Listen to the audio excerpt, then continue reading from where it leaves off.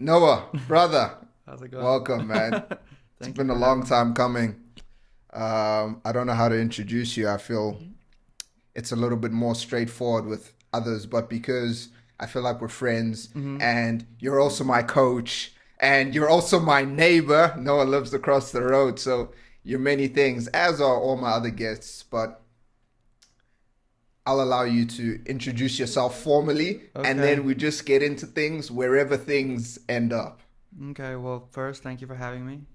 It's a pleasure to be here. My name's Noah Teplitzky. I've done many things throughout my life involved in fitness and currently am coaching in Phuket, Thailand.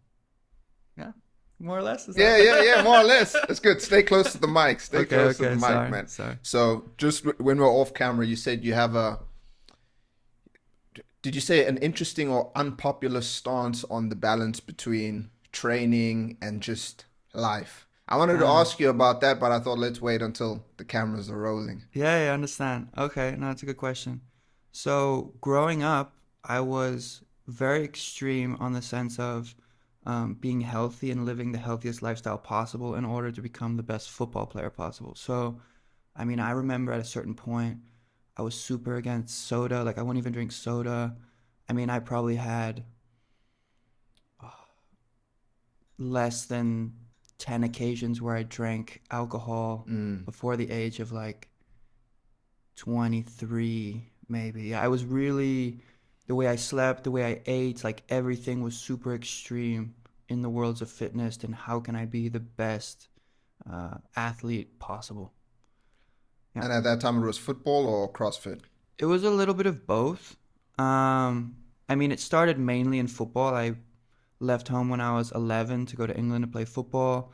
And then I played that until I decided to pursue full time in CrossFit, which was at I mean, I did football and CrossFit at the same time, but around 21, 22, I made the complete transition to pursuing CrossFit full time.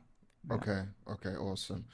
And what is your stance on the balance now? Because when we were, I was gonna say training together, but when you're Mm-hmm. coaching me, you're telling me, you got a funny knee, and you got a funny knee, but I still see you repping out 10 reps of 190 kgs on your back squat. So, not the worst for a funny knee, but Yeah. what is your stance on balance now since you have gone all the way to the extreme? We can revisit the Mm, extreme, but I'm really curious to hear about your thoughts on that because me and Sean talk mm. about this sometimes as well. Sean calls himself a balance warrior. Fair. And I'm always of the opinion that, of course, we're never going to meet, like, the scales are never going to be perfectly leveled Mm-hmm. in relation to balance. It's always a balancing act. So, how do you like navigate that these days for yourself or even for your clients? Ooh. Wow, balance warrior. I like that. I might steal that. No, I think it's also dependent. Like, is it looking just in terms of training? Is it looking in terms of the relationship I have between, enjoying my life, such as going out, nightlife, and that relationship with my fitness? I think when it comes to purely the training aspect, I have a pretty good understanding of how much stress is needed to cause adaptation, but the amount of prehab and understanding how much someone can actually tolerate, including myself and other people, and the risk of injury versus reward, like that has heavily played a role on how I do things now. So, in terms of balance, I would kind of split it into, I mean, there's multiple categories, but I'll pretty much touch on two. One is just purely the training and how you're training, and the other would be the relationship between your life and your fitness goals in terms of like your are you going out at night, are you drinking alcohol, and how does Mm, that relate to your progress?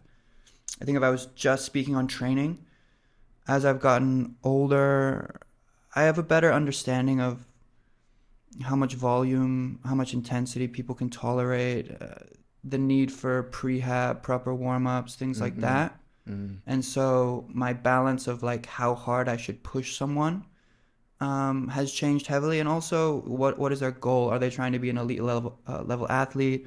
Are they just trying to get fitter?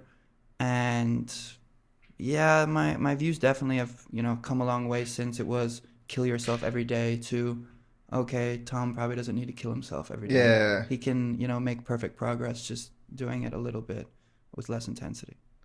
Okay. So what does that look like for you now, though? Because you do wild stuff. Yeah. So it's interesting because you used to be like very hardcore, like you said, in terms Mm. of your diet and training, really extreme. Um, but now I'm guessing you've dialed things back slightly, but you still have moments of extreme Yeah. um, physical feats, Yeah. like the burpees you did at Big Buddha. For those that don't know, Big Buddha is this mountain we've got over here. I'm not sure how long it takes to get up. I think it's about 4 kilometers, something like that. Yeah, I would say it's around that And distance. you did burpees all the way up. Of Yeah, course, for a good cause, you know, yeah, yeah. raising some funds for a homie in need that I believe he had cancer. Yeah. Yeah. And then more recently, you swam 50 kilometers. Yeah, we swam 50. 50 kilometers from here to PP. So that's quite extreme, Yeah. as Yeah. well. Yeah, that kind of goes against everything I just said. Okay, well, okay, let me explain a little bit. Me as an individual, I'm an extremist in all Yeah, regards. yeah. It can be healthy extremes, it can be unhealthy extremes.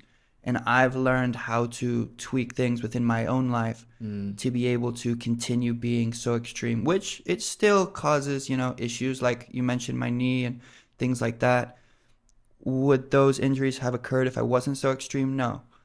So my personal training and the goals I have in mind, they're still relatively extreme, but the way I approach it, the prehab behind it, the training methodology, it's as safe as I can make it. Is mm. swimming 50 kilometers across the ocean with only 6 months of training healthy? Of course not. It's not, it's insane. It's not healthy at all. But the way I approached it was the healthiest way I could. In Yeah, terms of other people's training, it's a much different approach. I mean, it's dependent on goals, of course. If someone comes to me, I have one client, he wants to be in the highest level of CrossFit, CrossFit Games or regionals, whatever you want to say.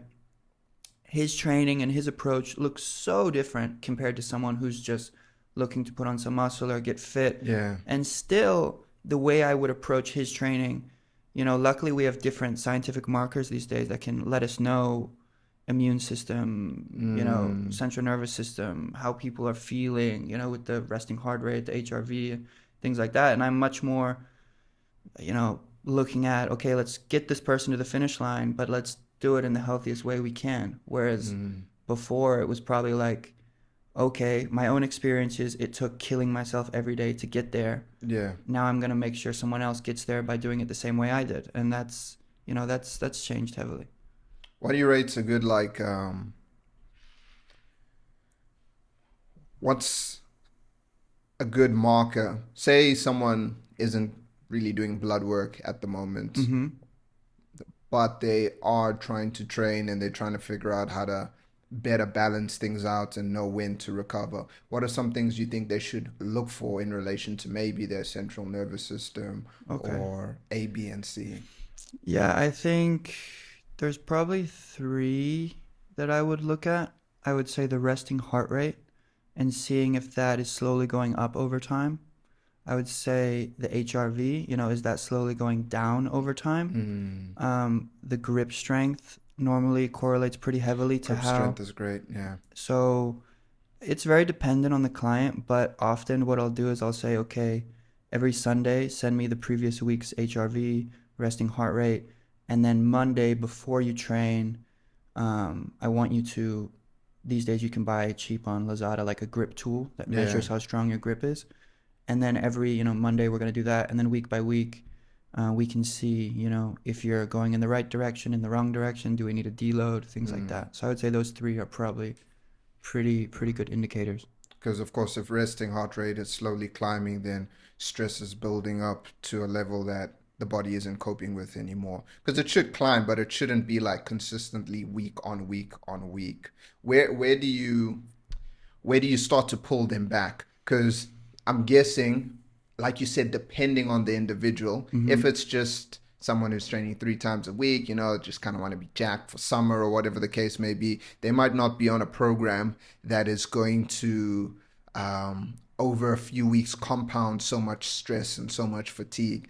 But if it's someone else and they're really trying to train at the highest level and they're Mm-hmm. competitive, maybe you're going to have them on a cycle for 4 or 5 weeks, then cortisol buildup and all of that is kind of avoidable. I mean, unavoidable. So when you're looking at the regular person and the competitive athlete, how far do you allow them to really push that that stress It's a good question. level? Um, I mean, it's a great question. I think it's like you said, it's very situational Mm, and dependent on the athlete. I think, yeah, what is the goal? And also, what is the person that I'm working with's occupation? What is their daily life like? Do they already have a stressful occupation? Are they a coach? Are they training people all day? Are they constantly on their feet? What's their, current resting heart rate? In terms of like if someone is building up to a 50 or a 60 resting heart rate but they only started at like a 48, mm, probably not too much cause of concern. And then what is the approach in terms of training them? Because if I'm working with, and you're only going to know this through after working with a specific client for a good amount of time, but there's certain people, you the first month you're kind of getting a gauge on how much volume and intensity they can tolerate before mm-hmm, you see that building cortisol, like you said, or that dip. And like an easy indicator would just be all the numbers that are going in the wrong direction and it's happening relatively quickly. And before I go into detail, but like let's say someone started with a 40 resting heart rate, uh, 80 HRV, a grip strength when they put it on a machine was like 70, and then mm-hmm. within a week you see things fluctuate, 20 markers. Yeah. They're going from like a 40 or like up to a 50 resting heart rate, and the HRV is dropping to a 40, and the Mm-hmm. grip strength is off. And then to be certain, you might say, hey, go get your cortisol tested. Let's just see what's going on. Yeah. But often you don't even need to do that. And you just say, hey, look, your body's dealing with a tremendous amount of stress right now. Let's tone it back. But what I will say is what I meant by how you're approaching the athlete, certain athletes, I would use this method that you're speaking about where you're like building week to week and eventually you have that deload. But other athletes, maybe they can't tolerate building 3 weeks in a row or tolerate building 4 weeks in a row. Mm. And you might use a different method of where it's, like Joel Jamieson, his kind of fitness philosophy. I might be getting this a little bit wrong. I don't know if it's verbatim, but I want to say it's train, rest, no, train, recover, rest. And so what he does is he uses like a wave system within the week, and they have a high intensity day, followed by a medium intensity day, Mm. followed by a rest day, and then he builds it back up. And the goal behind that is that you don't ever really need the deload because you're giving them enough rest and intensity within the Exactly. week. So am I building over weeks? Is that if the athlete's like a CrossFit athlete and they have to compete in a competition where it requires 4 days of constant events, probably because I need to get them used to a level of volume that's not very healthy, and then you Mm. will need to deload. But for a lot of people, I don't really use that method anymore. I use more of like the previous method where you're having maybe 2 days in a week that are high intensity, 2 days that are moderate, and then 2 days that are extremely low, and that can kind of negate a lot of the stress buildup. What might that look like training wise? So that method would be a lot more popular for people. Like I use it with high rocks athletes, for example. High rocks, for example, there's so much running involved. So the running is kind of make or break with most athletes. The weight isn't a tremendous marker. So I would have like 3 days of running in the week. And one of those days would definitely be like an interval type session where you're really pushing your heart rate higher. Like let's say uh, sets of 400 meters, 600 meters, maybe Yeah. 8 sometimes, where you're like in the red zone, Yeah. dying. I don't know if you've ever Max heart sprinted rate. 400 meters, but it's not fun. Yeah. And then Yeah. the other day, that super high intensity might be like more sports specific, where you're actually giving them the same interval type work that they do in a high rocks event with the sled pull and the sled push. And then you have your moderate days, which I like to use EMOMs because I can control the intensity.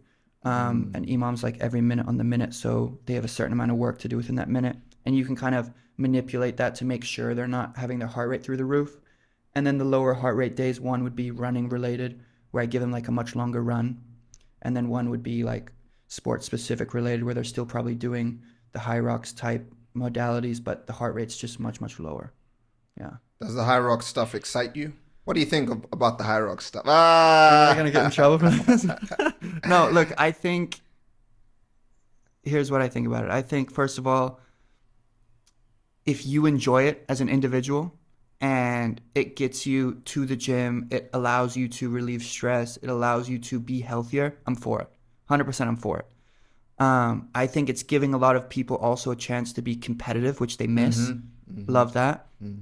I think the amount of stress it has on your body is pretty limited because you're not doing super heavy weight, you're not doing complex movements. Do I think it's the best form of fitness? In my opinion, not really, because I think it lacks a skill element, which is what fascinates me most about fitness. But I do think there's a place for it. I think it's exciting. I think it allows people to push themselves, and it's new, and it gives you the same, intensity, maybe like CrossFit does, without the skill element. So it's safer. So more people can do it without the worry of hurting themselves. but not as it actually brings me to what we were talking about before, about your former slogan, or maybe will be the current slogan again. For those that don't know, Noah's he's like a chameleon. He's forever like changing directions, always within like training and like fitness and skill and athleticism, but just pivoting slightly. And when we were training together, you had that slogan: train like an athlete, look like a bodybuilder. Where did you get that concept from? I think, I was always a little bit on the smaller side. So Yeah. I think I always valued heavily, people's performance and what they could do with their body more than how they looked. But then as I got older, I cared more about how I looked, and a lot of clients came to me and they cared about how they wanted to look. And then I was like, well, there must be a balance of both. I still do want to perform a certain way, but I also, want to look good naked. So. Yeah. And in a shirt, bro. Yeah, of course. A bit of So, both. no, I think that's where the slogan kind of came from, because I wasn't an elite athlete anymore, and then I was like, okay, I still want to be able to perform a certain way, but like, yeah, let's try and put on some muscle and see if we can find a healthy balance between the two.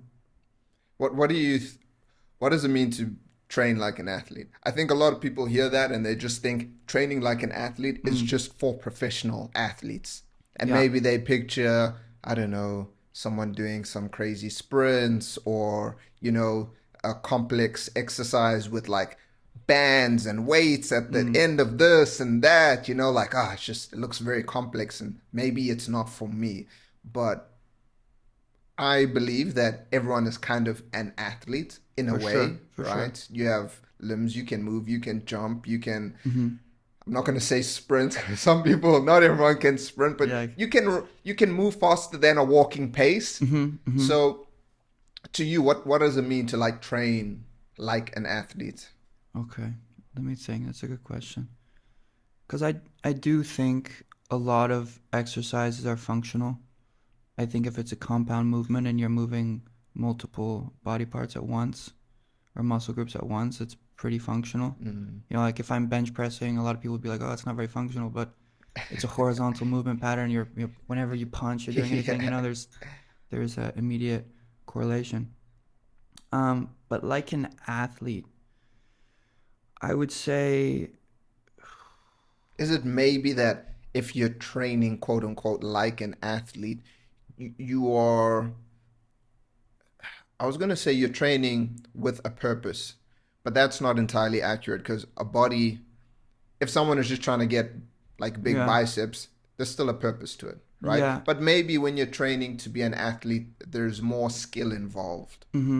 I would say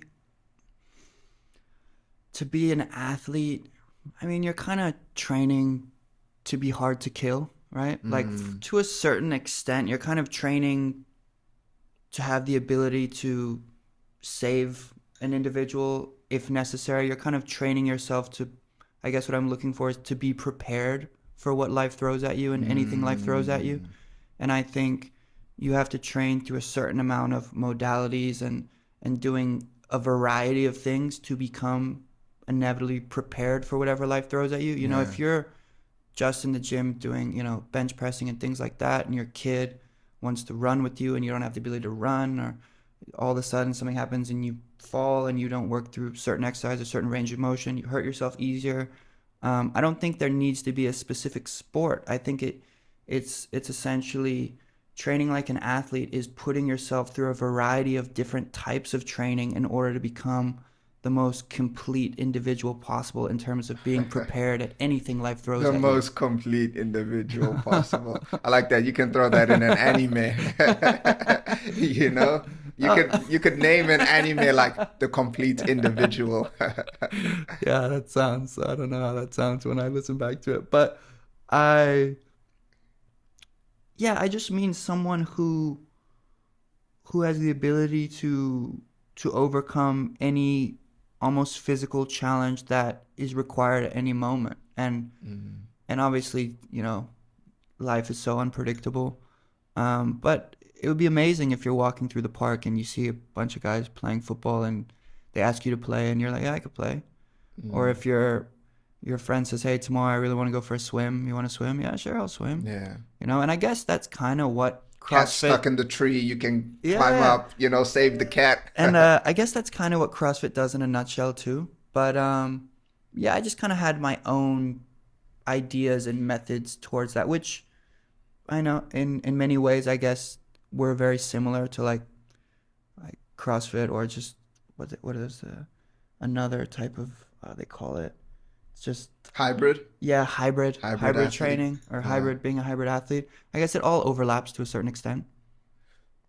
So to become a complete individual, now I'm gonna run with that for a little bit. I Yeah. really like that concept. So to Yeah. become a complete individual, to become the type of human being that would be able to respond or adapt to whatever life or nature throws at them, what would be a couple of movements to become more efficient or better Oh skilled wow. at? Okay, yeah, that's solid. So I think in terms of being proficient, you'd probably want to cover all your basic movement patterns. So like a hip hinge, um, some type of squat variation with knee flexion, some type of horizontal pull, horizontal push, vertical pull, vertical push. So those are kind of the basis. Rotation, um, for all kind of life and sports in general. I think if you become pretty strong and resilient through those movement patterns, it'll set you up for success. And then I think on top of that, you want to work on emphasizing the different energy systems. So make sure you're doing or trying to emphasize your aerobic work, your anaerobic work, your super explosive work. Cardio strength training. Mm-hmm. So should this person try to, let's say, be able to do a certain amount of pull-ups? They should be able to hang from a bar Mm-hmm. for like a minute. Maybe they should be able to. I'm also stealing some of these from Dr. Andy Galpin. Mm-hmm. He has like, I think, 9 adaptations.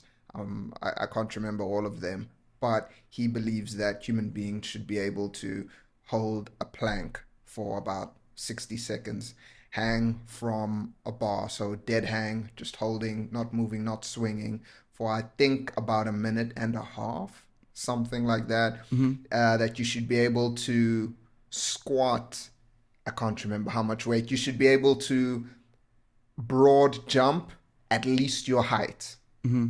and vertical jump, I can't remember how much. But these are some of the adaptations or physical skills that he believes everyone should be able to do. And then there's also stuff that involves machines. Like he believes with both legs, you should be able to use the leg extension and put your body weight Mm. on the leg extension. So these are a few things that he has. They involve like stability, speed, right? Of course, power, strength. There's a bit of endurance there. I can't remember his metrics for distance running and all of that, but he does believe one Hmm. should be able to run, which I can't run, you know. I I can understand. run kind of quick, but Yeah. not for very long. I mean, I think it's all just practice too, right? Yeah. Um, yeah, those measurements seem pretty accurate, and I would say creating a person that just has overall pretty good level of fitness and just a pretty healthy individual. I I think certain ones are probably more important than others. But yeah, I mean, he's obviously a much smarter individual than I am, so I trust his. If you could create a superhuman, what would that person be capable of athletically? Your complete Mm. individual. Oh man, that's so tricky. How far would they be able to run? I mean, those of you who don't know Matt Frazier, he's probably he's probably Pretty complete. pretty close to what Yeah. I would come up with in my head. Um, I think Okay, so. let's style it back. Mhm. Not the complete Yeah. savage individual, but the complete everyday man or Okay. woman. So someone who, yeah, is just trying to be the healthiest version of themselves possible and how to excel in life.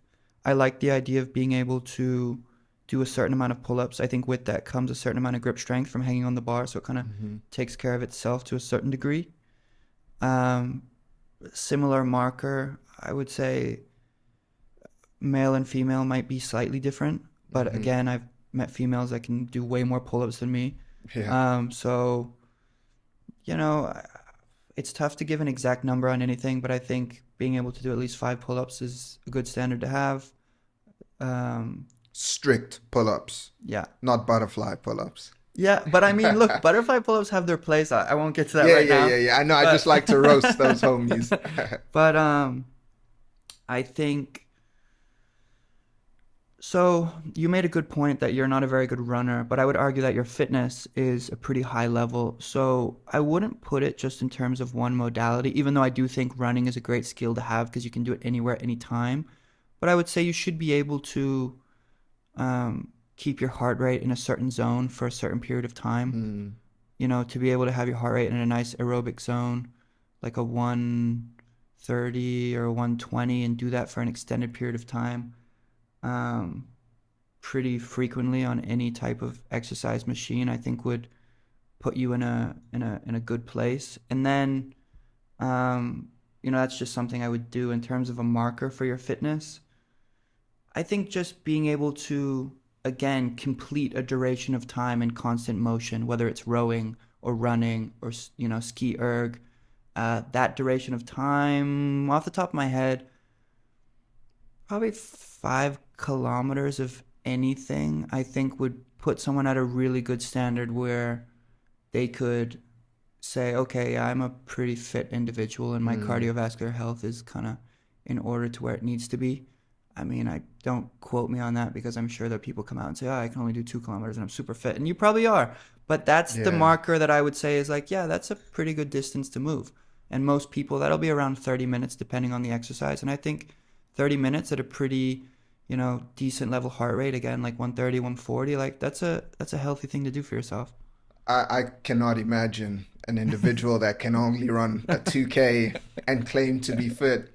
Maybe the people listening to this know of someone. Maybe they are that someone. But I Yeah. would argue if you run 2 kilometers and by the end of it you collapse, Yeah, yeah, this is there's no way that you're. I know you're an understanding guy. You know, you're trying to be inclusive and let yeah, yeah. everybody in, but 2 kilometers, nah, nah, homie, do better. Yeah. No, no, But you have a good point. Man, that's pretty true. but I like when you're talking about the heart rate, it also just makes me think of breathing Hmm. because that's something that often gets left out of the fitness equation. For It's sure. about, flexing, how heavy can you lift, muscle contraction, all of this. But to be powerful and to move quick and to be agile, or to run long distances Mm-hmm. and be able to bring your heart rate down quicker, you have to be able to manage your breathing, For sure. right? Not just, how many breaths are you taking per minute or how deep are those breaths, but can you also hold that breath and brace? You taught me a lot about bracing. I Yeah, for wasn't sure. bracing correctly before we trained together. So I think breathing is just as important in the fitness conversation Mm. as, reps, sets, recovery, all Yeah. of that. No, absolutely. I mean, breathing's an interesting one. I think when it comes to doing more aerobic activity, it should sort itself out kind of over time if you're trying to stick to a certain intensity. Um, and I think you mentioned the ability to lower your heart rate and things like that. Mm. I think the training, you can work on that specifically through training, and then the breathing should kind of adjust itself, providing you're able to control the heart rate. A good example I would use is like doing aerobic work where 1 minute you're trying to keep the heart rate maybe on the higher end of your aerobic zone, like a 140, and the next minute maybe drop it down to like a 120, and you'll get better at that over time. And the breathing over time will also kind of get better and adjust and increase. But I mean, I've had athletes too where we're rowing a kilometer time trial or a 2 kilometer time trial, and the person's only breathing in through their nose and out through their nose. And I'm thinking, like, you're going to make yourself pass out. So there's certain times Mm. when you're adjusting, just small details of like, you can breathe through your mouth, Yeah. right? And you're going to be able to take in more oxygen and whatnot. But I do think in terms of strength, the ability to brace properly, like you mentioned, and try and fill your abdominals with as much uh, inner abdominal pressure as possible. Another way to think about it is like trying to rip off a weight belt if you were to tie it around your waist. That's a night and day difference in terms of how much you can lift and the safety for your back and the overall longevity. And I don't think it's dependent when you're doing like a higher rep set because you do need to breathe. But if you're doing a 1 rep max or 2 rep max and someone hasn't taught you how to breathe into your diaphragm and breathe into your midsection and really create as much stiffness as possible, that's gonna definitely be to your downfall later on. Mm. Mm. That helped me as well, even just with the plyometrics we're doing. Mm, When you had me jumping onto the box, you're like, bro, engage your core. yeah. And I was like, oh, is my core is my. But you broke it down quite nicely because I teach this to my own clients now when they send me videos and we're going through form checks and stuff like that. And I try help them understand like you helped me understand. It's kind of like a duh now that I'm going to say it, but at Mm, the time I wasn't as aware of it as I probably should have. But when your core is engaged, then everything moves as one unit. mm, So if your core isn't engaged and you do not have that abdominal pressure that you're talking about, then you kind of lose energy throughout the movement, right? It's kind of like what's one way of like explaining it? So if someone is trying to throw a punch, mm-hmm. we know that the power kind of comes from, um, pivoting of the feet, Yeah. rotating of the hips, so on Yeah. and so forth.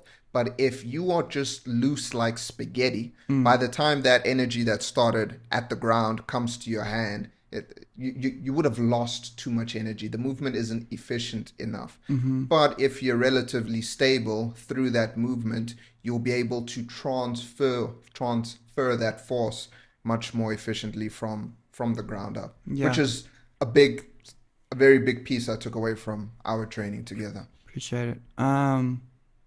Yeah, I think it depends kind of on the exercise. I think to a certain degree, the core is gonna kind of turn on regardless, but it's whether you're more conscious of it and trying to I wouldn't say tense is the right word, Mm. but you're trying to stabilize.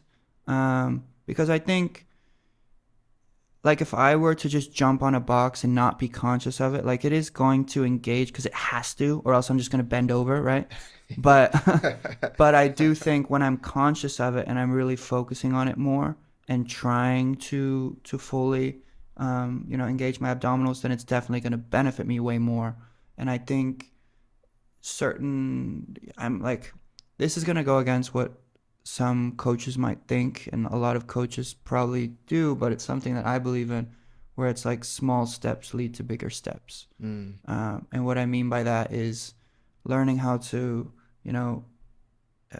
engage, embrace your core properly through a much smaller or more basic exercise. And then over time, that builds into more advanced exercises where that same stability that you learned in step one is, applied in step seven.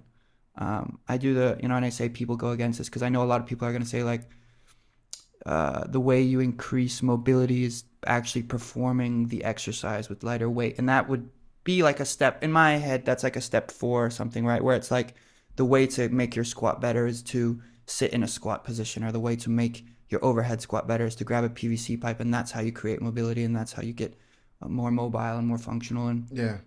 And I do think there's a certain element to that that's true, but from my own, experience and working with athletes and over time, and yes, I think that's accurate, but I also think, maybe myofascial release on the hip, learning how to release the hip. Okay, maybe this is a small step, and then working on some external rotation work of the hip and understanding how the hip needs to rotate when you squat and how the foot needs to look, and maybe doing some more exercises like that, and building over time, and then getting, when you get to the overhead squat, yes, that's a big piece, but it's probably going to be a lot smoother now. What kind of progressions would you recommend people in terms of training their core or doing those exercises? And then after that, I'd like to get your opinion on what you think of the argument some people pose against doing core exercises that isolate the core specifically. Because a lot of people will argue that, for example, you don't need to train your core if you're doing squats and deadlifts because your core is getting trained during squats and deadlifts. Yeah. Okay. First, yeah, give me the progressions of like core exercises, Understand. and then I'll come back to that because I think that's quite an interesting topic. Okay. Core progressions. Well, I think I often work backwards, so I have kind of the end goal in mind. Where do I, what's the best exercises this person could possibly do, and what's going to benefit their life the most, or their specific goal the most? Can they do those exercises already? Okay, no, they can't. Where do they need to start to eventually be able to do those exercises? And when I say like a complete type core routine, it's going to involve some type of isometric hold, some type of, and that could be one where you're resisting rotation, for example. It's going to involve some type of carry. It's going to involve some type of rotational work. And so you're going to have isometric and dynamic. So examples, let's say some of my favorites would be like farmer carries, single arm farmer carries, Pallof presses, banded chops, cable chops, plank rows, plank variations. And so those would be like, okay, when I'm building a program and I want certain core exercises to make this athlete the best athlete they can be, okay, these are what I'm looking at. Can they do a farmer carry? No, they break at the core when they're doing the farmer carry. Okay, we need to go step back. They need to learn how to keep their core in a solid position. Okay, can they do a plank just on the ground for more than 30 seconds? No, they can't yet. They fall into an immediate anterior pelvic tilt and their lower back starts to arch. Okay, maybe let's put the knees on the ground. Let's have them understand, a slight posterior pelvic tilt, how to make the back in a flat line, how to, tuck the rib cage in a little bit. So, but also you're trying to, it's a weird thing. You're trying to almost cause slight protraction in the scapula, but also thoracic extension. Okay, I'm just being super drastic here. Okay, they don't have the ability to extend their thoracic. Okay, we need to go back a step and put them on a foam roller for 2 minutes a day to slowly over time develop more thoracic extension, because that's going to be important with other exercises that involve rotation. Because if they don't have the ability to extend through the thoracic and rotate through the thoracic, they're going to rotate through their lower back and it's not going to work the way we want to. And so it's like, okay, the most basic would probably be doing some type of mobility. Then we do the knee on the plank, then the regular plank. Then we're learning how to keep that position while moving other things. Maybe it's a plank row. They could probably go into a carry at that point as well. Yeah. Once they can do carries, you know, at that point they're probably able to do rotational stuff. But yeah, like you're building over time. You know, you're first seeing where they're at, and you have to be honest with them and say, okay, we can't do what I would like to do. So, but we can do certain things that I think will build to what I would like to do. Yeah. Yeah. I know I went way too deep. No. My mind just started working like crazy. I was like, yes, I need to think about it. Oh, I haven't thought about that. But there are a couple of things you mentioned that I want to get back to. One being the foam rolling. But first, I want to get your opinion. Where do you stand? Are you in the bin that says you should? Of course you are, just given everything you just said. So rather, how would you rebuttal the people that say you do not need to do core specific exercises if you are squatting and deadlifting, because squatting and deadlifting will strengthen your core? Okay, let's first start off with the fact that what they're saying isn't wrong in terms of core activation. I may be slightly wrong, but I'm pretty sure the squat and the deadlift has more activation in your core than any other exercise, just from stabilizing and keeping its integrity so you don't bend or fold over while heavy weight is on your back or being picked off the floor. So if you're just looking to have a tremendously strong core and you're able to perform those exercises with enough weight to make them worthwhile in terms of building a very, very strong core, I think you can easily get away with it. I think it's completely situational on the goal and dependent on the athlete. And what I mean by that is there's certain athletes you will work certain athletes you can work with for whatever reason can't perform squats and deadlifts. Maybe it's a back problem, maybe it's a knee problem. And then you're going to have to look elsewhere. And that's when a lot of these other movements will come into play. Also, is the person trying to be as athletic as possible? Because if that's the case, I do think at some point there needs to be rotational work. I think there needs to be the understanding of how to keep the core braced and engaged while their extremities are moving, which is why I really like carries and things like that. So are you just trying to be a fit person in the gym, wanting to look good, be lean, have abs? You probably only need your squats and deadlifts, providing you can perform them both very well, right? Are you looking to dominate a certain sport? Are you looking to be the best fighter possible? If you are, I think you're going to have rotation. You're going to have certain exercises which are going to stray away from those main compound lifts in order to be better at your sport and create a much more complete athletic package. Yeah. Very well said. Better phrase than I could have ever said it. I always argue for the core, but I can't quite phrase things in the manner that you said it. I'm also just a bit biased because I enjoy training my core. I enjoy doing rotational work and all that kind of stuff.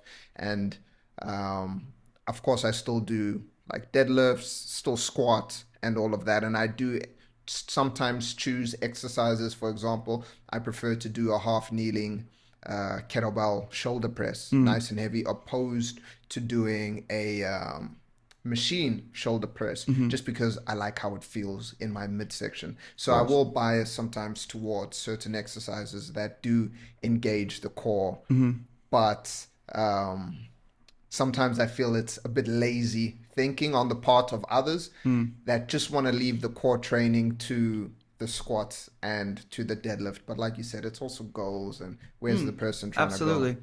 I think it's so situational and dependent. And I'm going to say that probably so often in this podcast, but it's the truth. I mean, I have clients write me all the time about, it's like, man, I'm very grateful for it, but it can be interesting sometimes. But I'll have a client write me and be like, this really famous individual in the fitness world, like the Dr. Mike Israetel, for example. Yeah. He just made a video saying planks are terrible and we shouldn't do them and it's a waste of time. but you have me doing planks all the time. Like, what are we doing, right? They didn't say it in Yeah. those words. They were much kinder about it. But in a Yeah. nutshell, right? And again, like, okay, I didn't even, I told him I need a day to like actually watch the video and give you feedback on this. Yeah. But it's so dependent on the goal and it's very situational. And like, I mean, it turns out in that video specifically, he's talking about how planks are terrible for hypertrophy and actually gaining muscle within your abdominals. And that's arguably true. I mean, Yeah. it's probably true because there's zero flexion and contraction, and there's probably other exercises where they're going to cause way more tension in your abs than a plank. But a plank is incredibly useful in earlier steps in building structure and a foundation to build off for future steps. Mm. So planks definitely have their place. You know, if you're comparing them to a squat for what has more abdominal tension, the squat's going to win. Mm. But if you're not at a place where you can squat and you're just getting into the gym and you're not at a place where your core has enough integrity to perform a decent squat, then I do think in the beginning, performing planks alongside lighter squats is only going to benefit you in the future. Yeah. I don't think you should just take it out the equation just because your abs aren't going to get bigger, right? There's other exercises you can do to make your abs bigger. No one's arguing that the plank is great for growing a huge six pack, right? Yeah. It's just building some structure and teaching you the proper alignment of your core too. The issue is that a lot of people consuming content of Dr. Mike Israetel or Jeff Nippert or Andrew Huberman or Peter Attia, whatever, they don't understand the context in which the message is being delivered. Just like you said, bro, it's Dr. Mike Israetel. Of course he's talking about how jacked can you become. That's his thing, like which exercises are going to make you the most swole human being that you can possibly be. So of course he's not going to put front planks into that. But when people are listening to this, they just also read the thumbnail, like most useful core exercise in the world, front squats. You're not going to put a pound of muscle on your abs from this, discard it, which, there's more nuance to it. No, absolutely. No, I think you're right on the money with that. We were talking about something that I wanted to get back to. Oh, in regarding to, I'm trying to think. Keep on going. No, you mentioned, because I'm all over the place with my thought process, so I'm always straying away from the main topic. Oh, when we were going through exercise on how to make the most complete athlete. Yeah, I think strength is such a big portion of that. For many reasons, but strength is the base of power. Strength, a strong individual is a healthy individual in terms of preventing injuries. And disease in some regards. Absolutely. I think being able to squat and deadlift a certain amount of weight in correlation to your body weight is, probably up there with exercises that I think are super beneficial for you. But it's not mandatory. But lifting weights is mandatory. So, resistance training is mandatory. It's mandatory, yeah. Because I think you can get away with it with certain things with calisthenics and to a certain degree. But yeah, I would say resistance training is mandatory. And is there a certain level of strength you need to be complete? It's an obscure number that I could literally say anything and it could be slightly correct. I think it's dependent on the person. But I do think training with weights, being strong enough that you can, lift a pretty decent amount compared to your body weight, squat your body weight 1.5 times your body weight, deadlift, or around those numbers. I think, again, maybe they're not exact, but they're pretty accurate in my opinion of just, creating a pretty complete individual. Bench press, I don't think it's super necessary, but I do think you need necessary for the bros. Yeah, I mean, you need to cover your movement patterns. Yeah. So maybe you're doing push-ups, weighted push-ups, dumbbell press. Are you doing your vertical pulls? Like, I think resistance training through all those movement patterns is going to be beneficial in creating the complete individual, and that's a huge component of it. Yeah. Well, I'd definitely say you're one of the complete individuals for sure being able to Appreciate swim it. the lengths you've swam and just come back. I know I've already mentioned it, but just coming back to training and then just busting out 10 reps of 190 kg back squats. Like, Yeah. what do you, do you just think it's because you've been training for so long that even if you stop training for a while, Mm. you have that neuronal, I don't like to say muscle memory, but it's really the nervous system that quote unquote remembers the intensity and the load, that you Mm-hmm. just have quite a solid baseline. So when you go back, it doesn't take long for you to hit some crazy numbers, which aren't even crazy numbers compared to the numbers you used to hit, of Mm. course. Yeah, yeah, yeah. No, I think this is also a great thing to mention. Um, when you were mentioning at the end is compared to what I've done once, so it's relative. So yes, I was able to hit. I think yeah, 190 or 180 for 10 when I finished the swim. But also, there was a time in my life where I could do 220 for 10.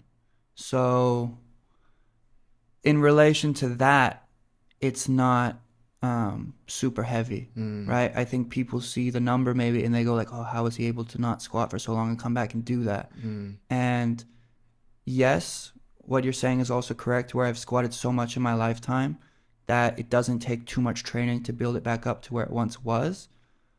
But where it once was in comparison to how strong I, was at my peak. mm. So could I, not really squat for 6 months and only swim and come back and squat that weight after a few months? Yes. Could I have squat my all-time best after a few months? Not even close. Yeah. But I do think, also my movement pattern in that movement specifically is pretty strong. So when the technique in the movement pattern moves really well and you're really efficient in that movement, then you're able to utilize the the strength in your central nervous system that you previously had much better than other people would, because it's not a technique issue. It's Mm. purely just getting your body used to a weight that it once lifted again. Just to close off the discussion about the Yeah. complete individual, what you were saying there um, made me think that for us to become complete, the complete individual has to still be complete even after times of rest. Mm, So you can't, like, we're coining this term, right? But for this complete individual concept that we're trying to build, I don't think it would make sense for the this person, say they take 1 month off, two mm, months off, and they come back and they have completely fallen off a cliff in relation to their fitness. So mm, I believe the complete individual should build themselves up to a point that even when life does get in the way and they can't train as much or as hard or as frequently, their baseline that they fall to, so to speak, is still of a high enough quality or level to still aid them to tackle yeah. at whatever nature or life throws at them. No, for sure. I think, yeah, so multiple points, because one came to me while you were talking as well. Um, my ADHD sometimes is crazy. I'm thinking of random things 24/7. No, but I think yeah, what you're saying is absolutely right. And the way to fix that is what I would say, applying some level of maintenance. So, did I completely abandon all gym work while I was prepping for swimming, which took majority of my training? No, I still went to the gym, but instead of training 5 or 6 days, which I normally like to do, I trained 2 or 3 days. Instead of hitting specific body parts that I Mm, normally do when I'm focusing on more like bodybuilding stuff, I made it full body and stuck with basic movement patterns yeah. and picked compound exercises that were best bang for your buck. And it allowed me to maintain a good amount of strength and size even. Um, did I still do gymnastics type work? Yes, but it was maybe 2 times a month. And it was enough that I've done it enough in my lifetime that I can maintain basic skills. Did I still squat heavy? Not really, but I squatted enough to maintain the integrity of my squat. And the main thing is I practiced a lot. And what I mean by practice is I worked through those movement patterns and through those ranges of motion and did different skills and kept that, really strong connection with my brain. And that, I think, is a big component of creating the complete individual, because there was two that I was thinking of, is you have to practice. And practice is such a huge portion of it, because practice makes you efficient in the movements, and practice allows you to utilize your strength and utilize your power. And if you're not efficient in the movement patterns you're performing, it doesn't matter how strong you are, you're not going to be able to maximize your strength's full potential. And then the last thing I would say to becoming the complete individual, and arguably the most important in my opinion, is the mental strength, right? And you can be the most talented individual in the world, and if you're not relatively strong mentally and have the ability to push yourself to a certain degree, you might suffer in certain areas. And I think the only way to gain mental fortitude in regards to fitness and things like that is to put yourself in positions of discomfort. And you don't have to do it super frequently, but you have to do it enough that you gain the ability to tolerate being uncomfortable. And, the swim is an example of that, right? That's something I probably won't ever do again, but it put me in a position where I felt really uncomfortable. And that gave me a lot of the mental strength, because if you're purely physical and zero mental, then how can you be a complete individual, right? It's so much of a, you can be a pretty good athlete physically, and you can be incredibly mental. You can have incredible mental fortitude and be able to push yourself to a point where you can suffer more than anyone else. And you can probably still, outcompete a lot of people that are physically much stronger than you or much more talented than you. When it comes to certain sports, not all, right? Some are purely skill related. You're not going to have great mental maybe, but like darts, for example, yes, but it's not going to help you like it would like a 5-kilometer run, where maybe that person's a much better runner than you, but you can have your heart rate 190 for 10 minutes. And so you can redline and keep going. And that just comes up to here, right? And so it's like they're probably finishing the race, sweating a little bit and being able to have a conversation. But you might finish the same time as them. The only difference is you're on the ground suffocating. Well, Noah, as always, it's been a pleasure, brother. I've always enjoyed our conversations, even when, of course, from way back when when you were coaching me. I remember thinking back in those days, like, I'm getting a thorough 2-hour workout. But, we're also having really good chats. So thank you for coming on, man. And I appreciate you making the time. No worries. My pleasure. And it was a fun conversation. It's been a while since I've gone so in depth into fitness related type conversations. But yeah, thank you. Appreciate it.